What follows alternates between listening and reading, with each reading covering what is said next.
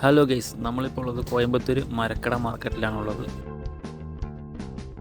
ഇവിടെ ഒരു ചേട്ടൻ ഷർട്ടൊക്കെ വെക്കുന്നുണ്ട് കേട്ടോ. ഷർട്ട് 4 1000 രൂപയാണ്. ചെക്കിൻ്റെ കേട്ടോ. പല ഡിസൈൻ ഉണ്ട്.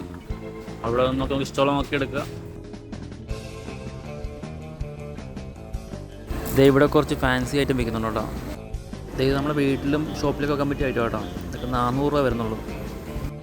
ഇത് തടിയിലൊക്കെ ഉണ്ടാക്കി ഒരുപാട് ഐറ്റം ഉണ്ട് കേട്ടോ.